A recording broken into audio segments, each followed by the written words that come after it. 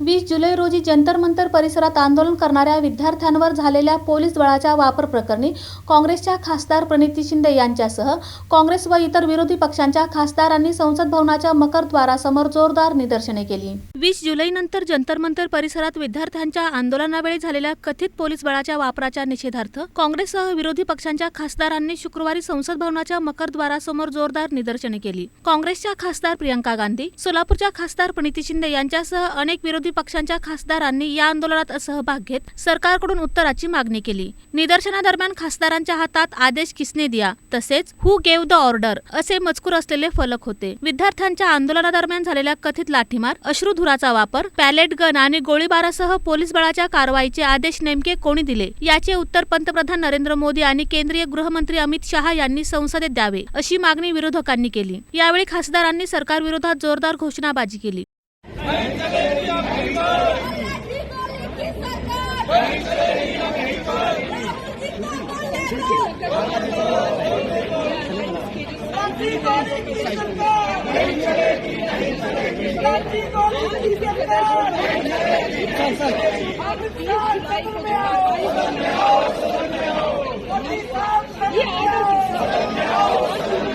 काँग्रेससह विरोधी पक्षांच्या खासदारांनी आरोप केला की विद्यार्थ्यांच्या प्रश्नांना उत्तर देण्याऐवजी आंदोलन दडपण्यासाठी पोलीस बळाचा वापर करण्यात आला। या कारवाईसाठी जबाबदार असलेल्या अधिकाऱ्यांची माहिती जाहीर करावी, कारवाईचे आदेश देणाऱ्या व्यक्तीची ओळख स्पष्ट करावी आणि संबंधितांची जबाबदारी निश्चित करावी अशी मागणी त्यांनी केली।